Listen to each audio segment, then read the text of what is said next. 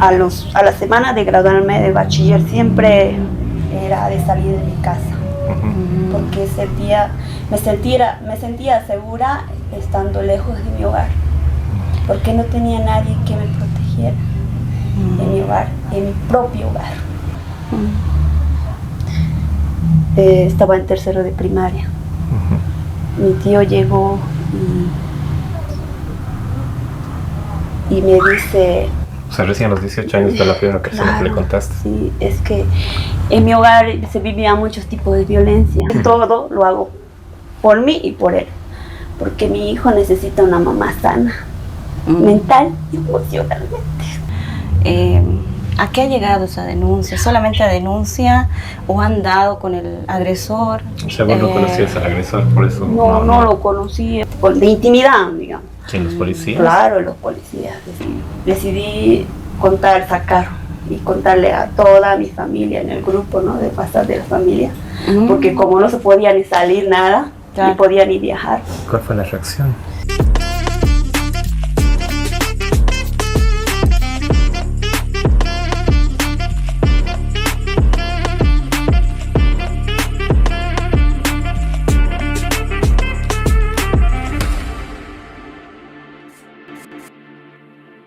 Bienvenidos al tercer programa de Sin Filtros, este podcast audiovisual que está pensado para vos. ¿Cómo estás, Jorge? ¿Qué tal? A ver, ¿cómo te ha tratado la semana?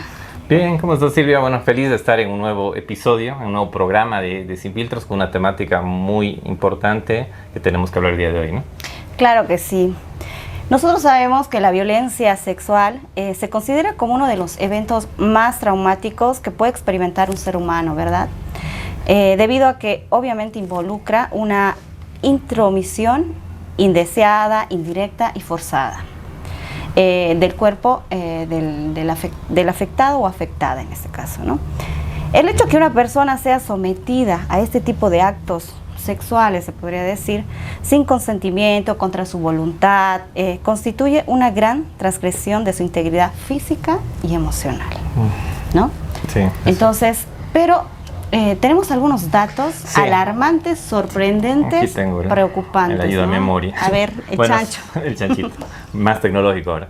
Pero bueno, hay datos que hay que tomar atención. Algunos son de acuerdo a datos del Ministerio Público de Bolivia en el año 2023, cada día 31 personas son víctimas de delitos sexuales, de las cuales entre 7 y 8 son menores de edad, ¿no? Menores de 18 años. Complicado.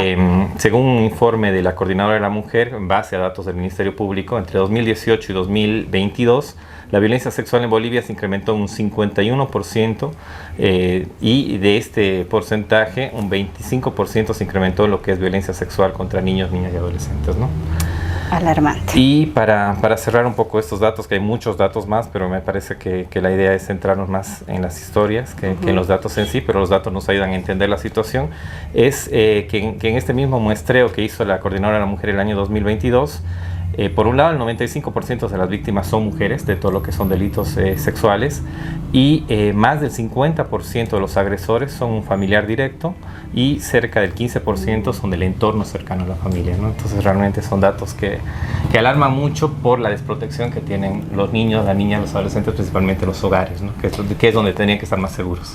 Complicadísimo y complicadísimo de verdad, porque tenemos una persona, una invitada, yo creo que más que especial, porque tiene el valor, la fortaleza de poder contarnos su historia.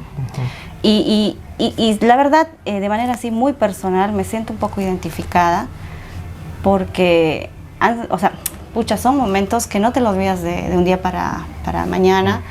Y el valor que tiene esta persona es no solo, digamos, la experiencia y todo ello, sino la fortaleza para seguir adelante, para venir, sentarse con nosotros y compartir esta historia, ¿no? Bueno, preséntala, por favor. Como lo decía bien, es una invitada más que especial. Por ahí, mi corazoncito por ahí late doble, porque es una persona también cercana y, como les dije, me identifico de alguna manera con su historia, porque tiene mucho valor, ¿no? Y nos va a enseñar a través de su historia personal la superación de esta situación que es violencia sexual infantil. Ella es una hermosa mujer, es bella por dentro y por fuera, es Beatriz Villa, yo le digo Bea con mucho cariño. Es una mujer que actualmente es muy independiente, es trabajadora, madre y con muchísimas ganas de vivir. Y ya nos va a ir transmitiendo también eso, por supuesto. Ahora, ella es Beatriz. Beatriz, bienvenida. ¿Cómo estás? Chicos, gracias por invitarme, ¿no? ¿Cómo estás? Muy bien, agradecida, ¿no? Por compartirles este testimonio mío. Y muy bien, agradecida, ¿no? Para compartir, ¿no? Alguito. ¿Qué queremos saber así? Somos curiosos, pero también por ahí rescatamos mucho, en nosotros rescatamos mucho en este espacio lo que esa experiencia, ¿no? Y sobre todo la fortaleza que tienes vos ahora para decir, se puede salir de esto. Quisiera saber por qué te animaste a aceptar la invitación de poder venir y compartir este momento con nosotros y con todas las personas que nos van a escuchar, nos van a ver y por supuesto se van a identificar de alguna manera también con esta situación. ¿Por qué te animaste? Porque quisiera cooperar, ¿no? Con la sociedad para que muchos puedan contar, hablar de lo que le ha pasado. Y son muchos casos, ¿no? El 80% de violación sexual no se denuncia o no se habla. ¿Por qué? Por problemas de tabú o porque problemas, digamos, que iba a decir la familia. Porque en muchos casos la violencia sexual ocurre dentro del hogar. Sí. Eso sí. Y en mi caso me pasó, ¿no? Pasó que a los 8 años, muy pequeña, un tío familiar ha llegado a mí, abusó, ¿no? Y es algo que te arranca esa inocencia, te marcan para el resto de tu vida. Sí. Es algo que cuesta superar, pero no es imposible superar eso, ¿no? O sea, yo lo he logrado superar aferrándome a Dios, aferrándome a Él, contándole a Él primero lo que me ha pasado, porque mi familia es cristiana, ¿no? Y tenía una madre que no tenía ese apoyo, digamos, porque nunca estaba en la casa. Una mamá cansada, frustrada, venía directo cargada con ira y rabia y no podía contarle, ¿no? Lo que me había sucedido a los 8 años, pero me animé a contarle cuando una semana al graduarme me animé a contarle a mi madre. Fue la primera persona física que pudo saber de esto, porque la primera fortaleza que has encontrado es en Dios. Sí.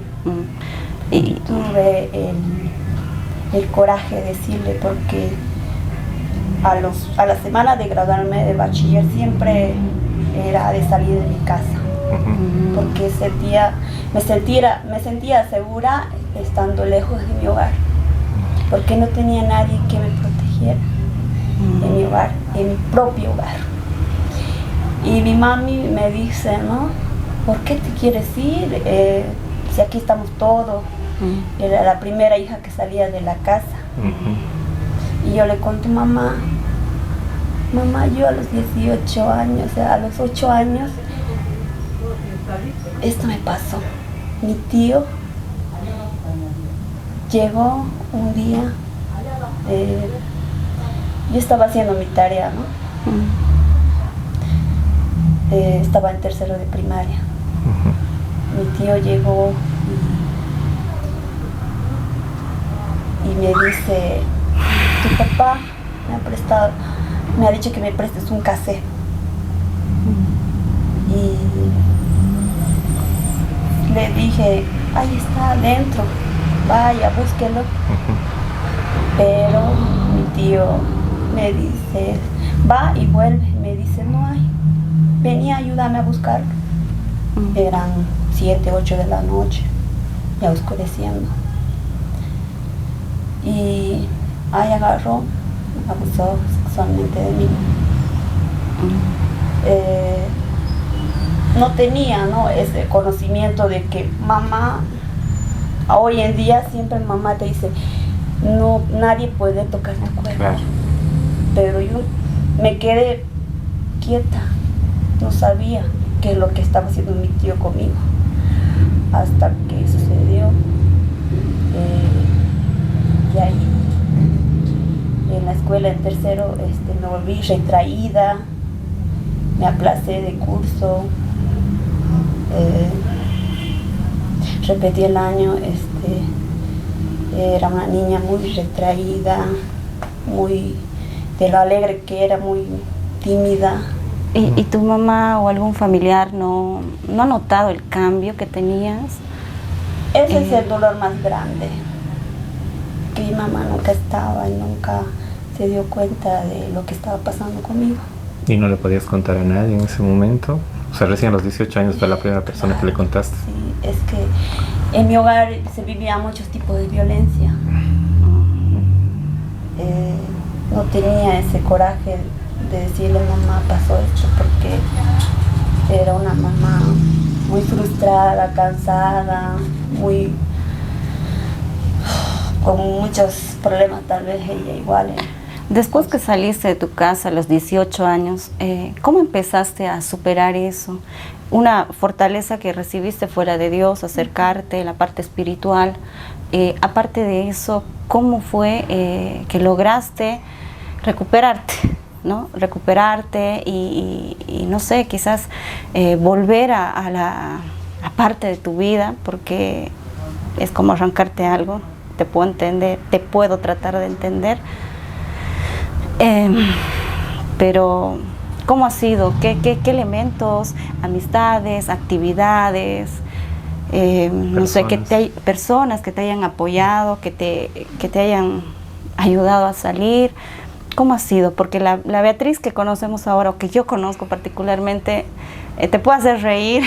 Sí, ya nos he hecho reír antes de que empiece. De momentos así, ¿no ves? Sí. Me conocen, ¿no?, como una persona muy divertida, y me dicen, como si yo nunca tuviera problemas, pero sí pasaba por muchas situaciones muy dolorosas. Y no es la primera violación que viví, digamos, en mi infancia.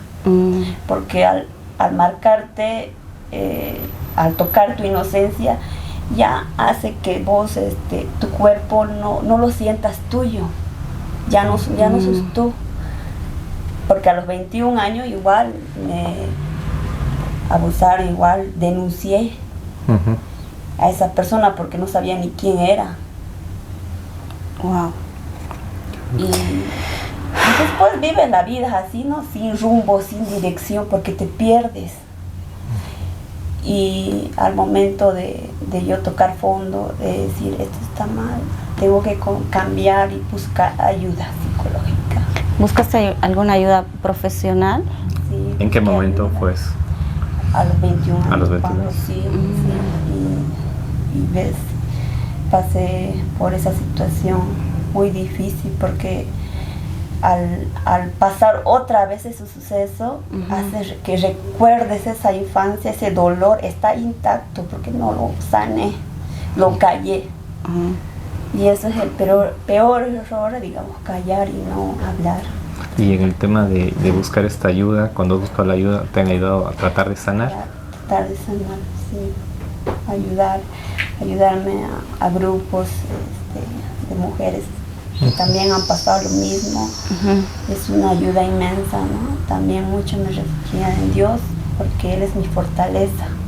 Actualmente tienes un hijo, ¿no? Sí, actualmente. Sí, exactamente. Mamá. Más que todo lo hago por mí y por él, porque mi hijo necesita una mamá sana, mental y emocionalmente. Sí, lo entendemos, y créeme que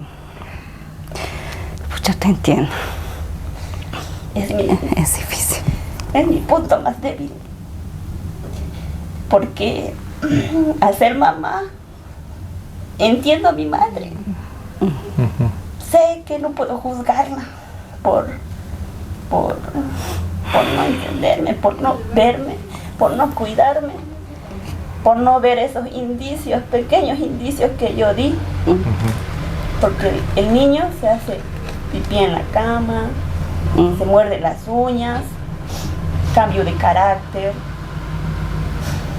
Y hay muchas señales que las mamitas y papás tienen que darse cuenta, ¿no?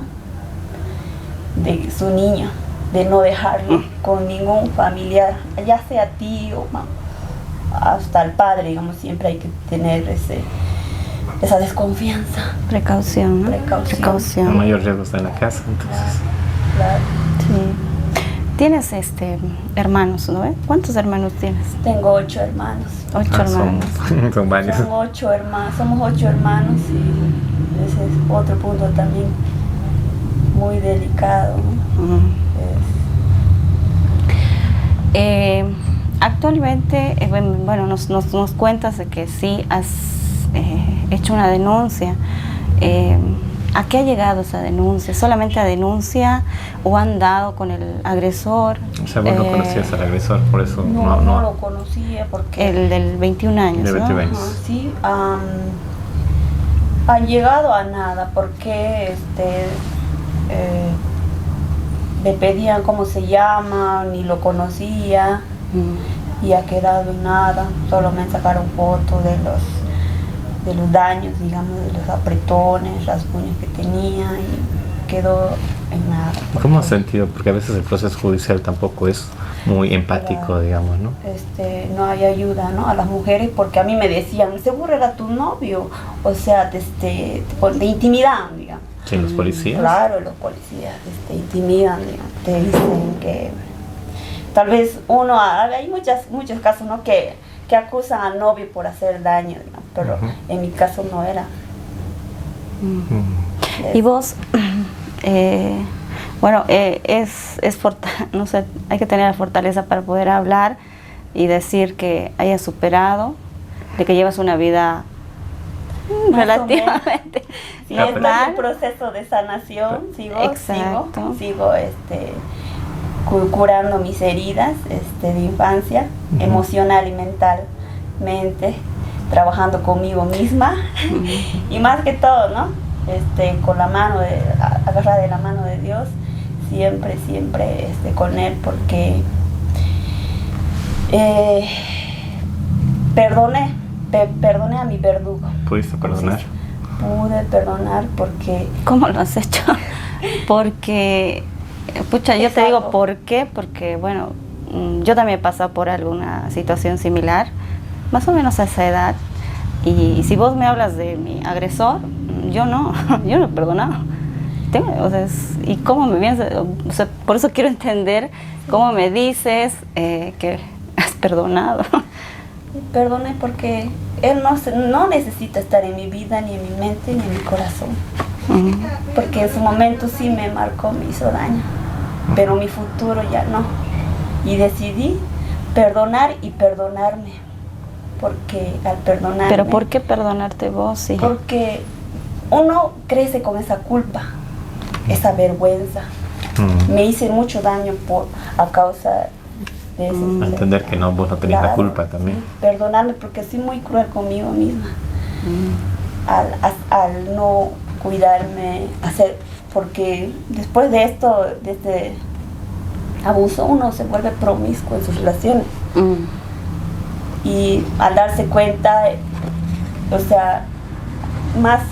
tengo que yo cuidarme y amarme y perdonar, porque él no necesita más estar en mi vida, en mi cabeza, porque perdonar te hace libre. Dime otra cosa. Vienes de una familia numerosa. Actualmente sé que tu mamá ya no está, pero tu familia supo de esto, sabe de esto, la familia de él, o sea, porque son familia en realidad, ¿no? Es el entorno familiar. Sí. En la pandemia, esto me estaba generando y causando mucho dolor, porque al estar trabajando o sea, claro, estás distraída. Estás más distraída y no, pero estando en casa es otra cosa. Estaba teniendo mis pesadillas, estaba contando y decidí sacar y contarle a toda mi familia en el grupo, ¿no?, de WhatsApp de la familia, porque como no se podía ni salir nada, no podía ni viajar. ¿Cuál fue la reacción? Muchos no me creyeron, otras tías me llamaron porque era algo muy fuerte y no quería hablar con nadie, ¿sí? Porque estaba sacando y contando algo muy doloroso, porque también tiene que enterarse que esa persona hace daño. ¿Y esa persona estaba en el grupo de WhatsApp? Sí, estaba. ¿Y cuál fue su reacción? Sí, estaba. Obviamente yo me salí del grupo, les conté, ellos me llamaron, mi tía. Y o sea, cuando que yo lanzaste el mensaje y chao. Sí, tiene que saber esto, porque no solamente era mi tío, también era mi abuelo. En ese mismo tiempo. No, Dios.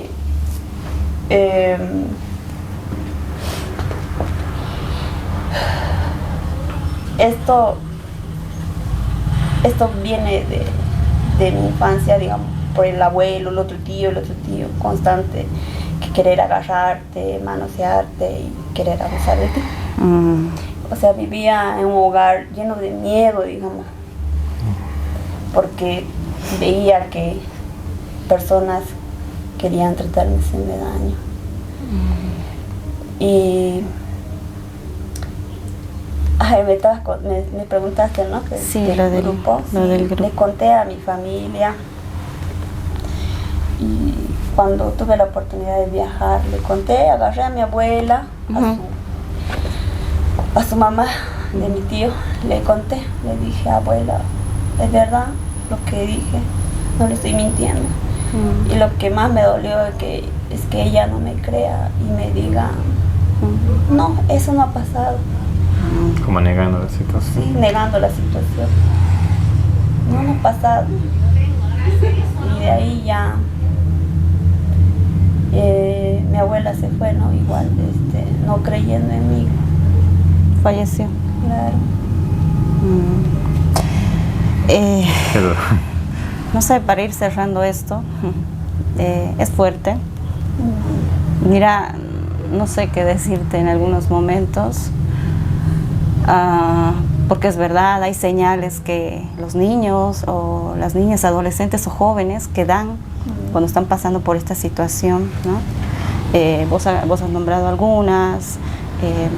Hay irregularidad obviamente en el tema de temperamento, silencio. Cambios de carácter, no comer, o sea, volverse agresivos, no hablar con los padres. Yo por ejemplo, así como que, creo, a ver, 7 u 8 años tenía igual. Y bueno, es ser niño, ¿no? Entonces, creo que en mi inocencia así de mi cabecita decían, me voy de casa. Pero 8 años, ¿dónde te vas? Había un árbol enorme al frente de mi cole, así enorme, me acuerdo. Y según yo, iba a vivir arriba de ese árbol. Entonces era que sí, te comprendo, quieres escapar, pero a la vez dices, o sea, ¿qué haces? Es más, me acuerdo que ahorraba unas monedas y pensaba, o no sé, quizás mi mamá vea en este momento y se entere, pero no sabes cómo te entiendo. Y no sé, es fuerte, pero admiro la fortaleza con la que, pucha, te animas a contarlo y que esto salga y que se enteren, porque puede ser que ahí en su casa, donde estén, puede ser que su hijo, nieto, sobrino, no sé, estén pasando por esto y no te des cuenta. Ahora que somos madres, realmente, pucha, es la fibra más débil que nos puede tener. Por lo menos en mi caso es así, o sea, muero yo si a mi hijo le pasa algo, ¿no?